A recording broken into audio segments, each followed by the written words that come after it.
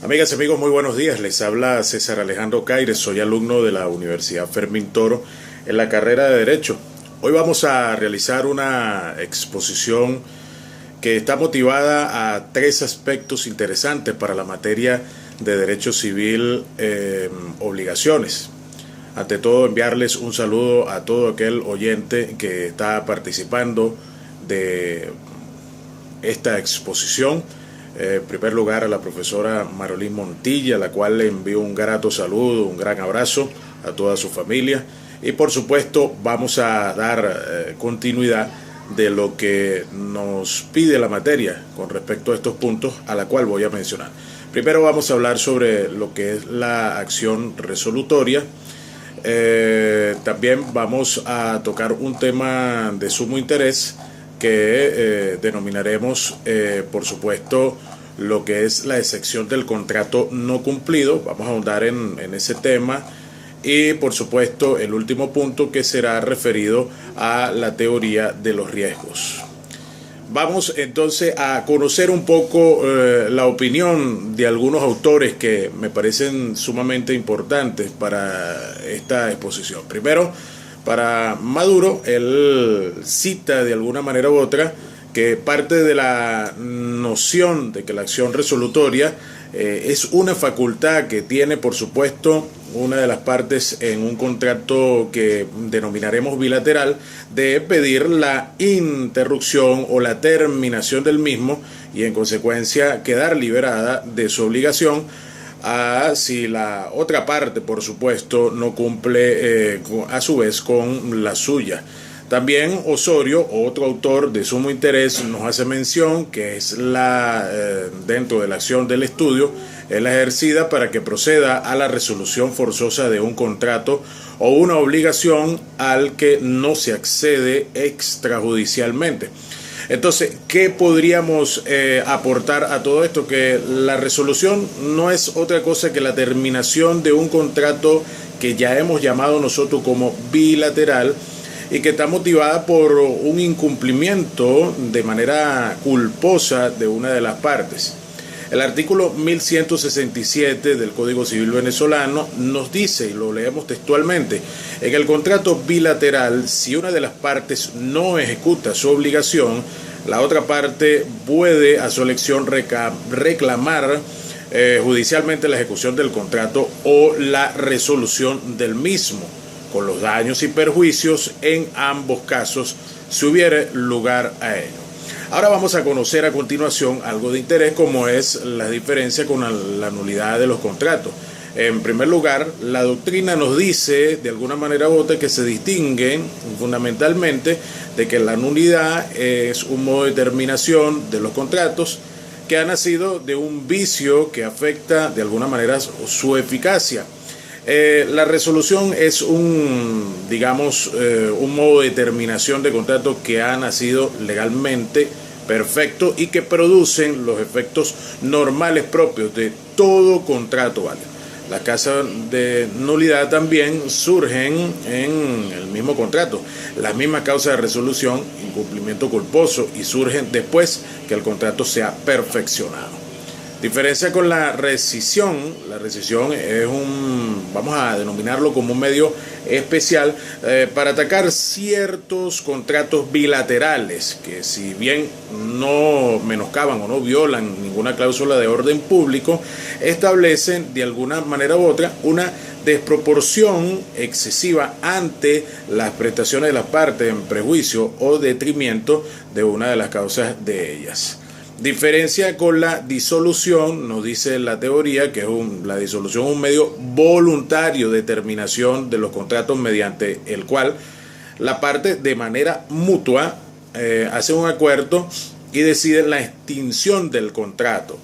La resolución no es propiamente voluntaria, según nos dice la teoría y de acuerdo a esta investigación, sino que está motivada por el incumplimiento culposo de una de las partes en un contrato bilateral, viéndose obligada la otra parte, en resguardo de su interés, a pedir la terminación del mismo. Nos dice que dentro de este principio, la disolución del contrato lo extingue hacia el futuro, pero no lo hace hacia el pasado, quedando plenamente cumplida y con total validez todo lo que es la prestación que es algo evidentemente efectuado. Es decir, la disolución no tiene un efecto retroactivo y eso es algo sumamente importante que debemos de tener. Diferencia con la revocación del contrato, de acuerdo a lo que nos explica esta teoría, nos dice que es tomada en un sentido estricto, es la terminación de determinados tipos de contrato por voluntad unilateral con una de las partes. Esto ocurre más que todo en algunas clases de contrato, de mandato, sociedades por tiempo ilimitado, sociedades de hecho, entre otros. La resolución no depende de la sola voluntad de una de las partes, sino que es motivada por el incumplimiento culposo de la otra parte. Además nos dice que cuáles son los efectos de esa resolución: la terminación del contrato bilateral, que al ser declarado resuelto se extingue, un efecto retroactivo mediante el cual el contrato se considera como si efectivamente jamás se hubiese celebrado. La parte cuyo incumplimiento culposo de motivación de la resolución queda obligada a la indemnización de los daños y perjuicios que la resolución cause a la parte accionante. Para algunos autores podríamos decir que la acción por daños y perjuicios es subsidiaria de la de cumplimiento o de la resolución de los contratos bilaterales. Seguimos. Diferencia entre lo que es la acción resolutoria y la excepción no andiplenti contratus. Vamos a ver qué nos dice esta parte. La acción resolutoria tiene como objeto fundamental obtener la determinación de un contrato bilateral, como lo hemos hecho de alguna manera u otra, mientras que esta excepción solo persigue obtener la suspensión del contrato bilateral. Fíjese que la acción resolutoria extingue el contrato. No, la suspende, mientras la parte que dio motivo a su oposición cumple con la obligación prometida, caso en el cual el contrato vuelve a producir sus efectos normales. La terminación del contrato, además de todo esto, obtenida mediante el ejercicio de la acción resolutoria, es retroactiva, en el sentido de que el contrato se considera que nunca jamás se hubiera existido. Las partes vuelven, en este caso, a una situación precontractual como así jamás hubiese contratado. O sea, seguimos al principio y no se ha dado como algo efectivo. Ahora bien, la pregunta que nos hacemos en este momento, de acuerdo a este informe que hemos preparado y a esta exposición, cuando la acción resolutoria es compatible con la acción de cumplimiento, únicamente en los contratos de ejecución sucesiva, donde hay obligaciones que se van generando paulatinamente, cada una de las cuales es independiente. Por ejemplo, el contrato de arrendamiento, donde cada obligación tiene un momento y es independientemente de una de la otra. Cuando el arrendador se ha permitido vivir en un inmueble a su arrendatario, los meses de enero, febrero, marzo, por ejemplo, en este mes que estamos, sin que éste le haya pagado las cuotas de los cánones vencidos, se disgusta en marzo y opta por ejercer la acción resolutoria. Y es perfectamente válida. Esto es un ejemplo de la cual le estamos llevando. Como es el arrendatario, no ha pagado 3 meses de alquiler, el arrendador puede pedir la resolución del contrato a efectos futuros, en este caso del mes de abril en adelante, y además pedir el pago de los cánones de arrendamientos pendientes o insatisfechos, y además puede pedir los daños y perjuicios si se considera que los haya, por ejemplo, en este caso. La excepción del contrato no cumplido, que es el segundo punto de esta exposición, es la facultad que tiene una de las partes de un contrato bilateral a negarse a cumplir sus obligaciones cuando su contraparte le exige el cumplimiento de la misma. Y el artículo 1168 del Código Civil nos dice: en los contratos bilaterales, cada contratante puede negarse a ejecutar su obligación si el otro no lo ha ejecutado o no ha ejecutado la suya, a menos que se hayan fijado fechas diferentes, en este caso, para la ejecución de las dos obligaciones. Fíjense que en los contratos bilaterales debemos recordar y debemos de tener en presente que cada una de las obligaciones está entrelazada porque las partes se obligan recíprocamente. Por esta razón es necesario que cada contratante pueda negarse a ejecutar su prestación si el otro no ejecuta la suya. Digamos que esto en teoría podría decirse es algo que nos puede llevar a la praxis como tal. La excepción non andipleti contratus, que nos dice que no es una figura extrajudicial, es una defensa del proceso judicial. La excepción no se califica como mora, sino que nos da el derecho a negarnos a cumplir con una prestación porque temporalmente el contrato suspende su fuerza obligatoria. Además, existen otras cosas, las condiciones para la procedencia de la excepción de contrato no cumplido. Primero, que no sea un contrato que sea bilateral, cada una de las obligaciones están entrelazadas, que existen incumplimientos de ambas partes, ninguna de las partes ha cumplido con su prestación respectiva, es decir, que ambas están en mora o ambas han caído en incumplimiento, que las obligaciones son realmente sean contemporáneas, que se deban de alguna manera u otra a cumplir con el mismo término o fecha, no en fecha diferente. Que no haya culpa del mandado del incumplimiento de la otra parte, sino que pueda, digamos, una causa extraña que no sea imputable, la culpa del acreedor, por ejemplo. ¿Cuáles son los efectos de excepción del contrato no cumplido? Primero, no extingue las obligaciones, sino que se suspende la fuerza obligatoria de los contratos. No se podrá, por supuesto, en este caso, exigir su cumplimiento.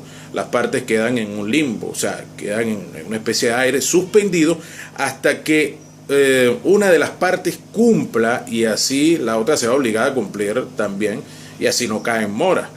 En los contratos de ejecución sucesiva, donde hay obligaciones que se van generando paulatinamente, por ejemplo, si estamos en presencia de un contrato de arrendamiento y ya el inquilino desde hace 2 meses y el tercer mes demandado para que cumpla con, por ejemplo, con lo que es el arrendamiento, dirá en el tribunal que no se puede pagar el canon, puesto que el arrendador no ha hecho entrega del inmueble. Esta se opondrá a la excepción de contrato no cumplido. En este caso las obligaciones para ambas partes por los meses en que se ha habido incumplimiento, pues ya no se puede dar el disfrute de los meses que pasaron. Las obligaciones se extinguen y no podrán ser reclamadas. Por eso no se hace que muera o se extinga o el contrato de las obligaciones futuras, perdón. Muy bien, comparación de la excepción de contrato no cumplido en otros derechos. Con el derecho de retención. El derecho de retención, una garantía legal que no es convencional en determinados contratos, que consiste en que el derecho que tiene una persona a retener o no poseer, es decir, que la persona debe estar previamente en posesión de la cosa que tiene el derecho de retener, esa misma cosa, hasta tanto su dueño no pague. Por ejemplo, un taller mecánico tiene un derecho de retención de las reparaciones que haga a no entregar el vehículo hasta que el dueño no cancele el monto de la reparación del mismo. Entonces la pregunta que nos hacemos en este momento, ¿por qué se parece esta figura a la excepción non andiplenting contratus? Porque el taller está obligado a devolver el objeto una vez que su dueño paga el monto de la reparación. Eso es parte del contrato. Pero por la ley tiene derecho a negarse a entregárselo si no lo paga.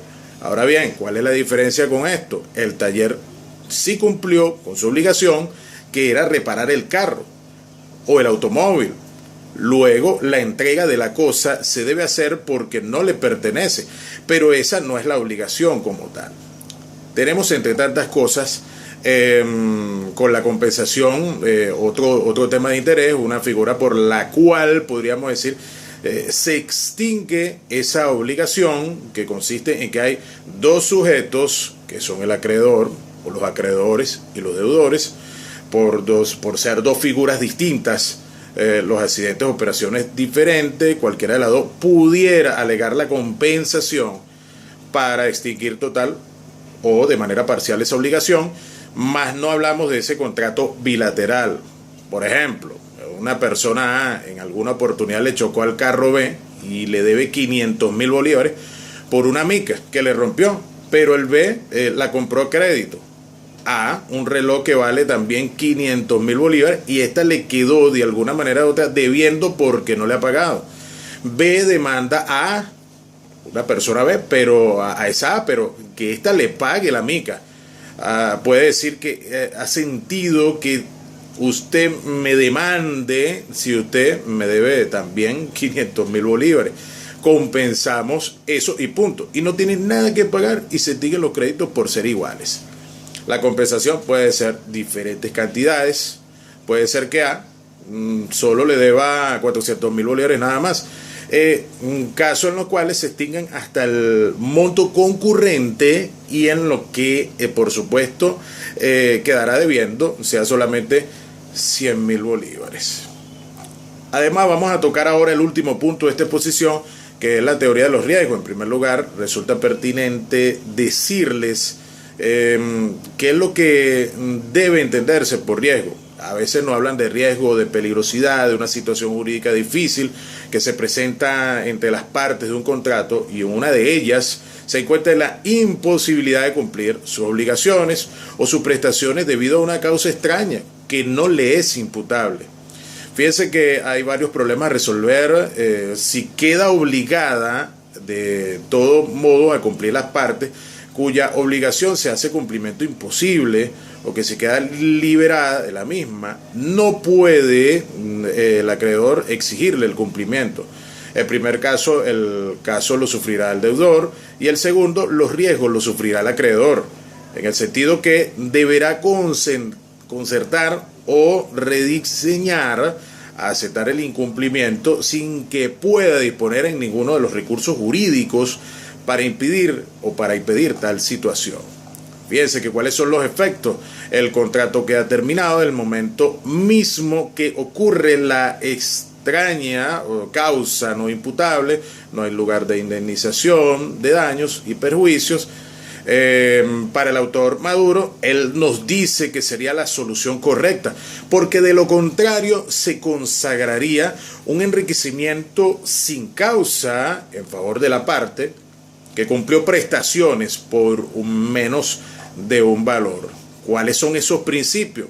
La teoría de riesgo plantea soluciones que oscilan alrededor de grandes principios. Primero, el res pecti domino, que es hacer que los riesgos de la cosa por la persona, que es el titular del derecho de la propiedad sobre la misma, y el principio de res pecti creditori, que ordena que los riesgos recaigan sobre el acreedor o sujeto activo de la obligación. Esta teoría es de sumo interés.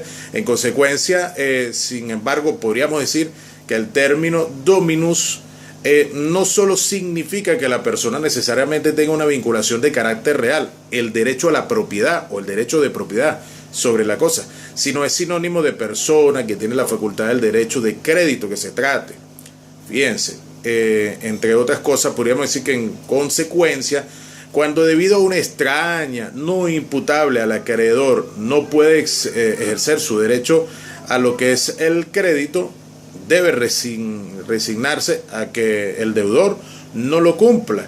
Se estará en presencia de un caso, por ejemplo, en la cual aplica el principio res respit domino, pues el derecho de crédito que configura la expresión, cosa en su más amplia sección, parece que para su titular, el acreedor o dominus, como dice la teoría, se da en este hecho como tal. Entonces, para una tesis abundante de esto se unificarán en una sola noción todos los principios aplicables en materia de riesgo. Se aclararía el análisis o el desarrollo de esta teoría, porque suprimiría el antagonismo entre los principios res respit creditori y res respit domino, y también se dispondría de una sola concepción para comprender los alcances de los riesgos de la cosa y de los riesgos del contrato. Bueno, hemos terminado hasta ahora lo que es esta parte de estos tres puntos que hemos tocado en el día de hoy. Esta breve exposición, evidentemente es una exposición que se podría ampliar con más ejemplos y más cosas, pero bueno, el tiempo no nos los permite. Hemos alargado esta parte, pero es necesario saber estos procesos teóricos, que evidentemente a través de la norma jurídica vamos a ir adoptando y llegando en la práctica, como futuros litigantes, como futuros abogados, como el abogado como tal, que podría servirse de esta teoría. Les habló César Alejandro Caires. Esto fue para la materia de Derecho Civil Obligaciones, alumno de tercer año, por supuesto, y hemos cumplido con esta parte de la asignación. Que pasen ustedes un feliz día.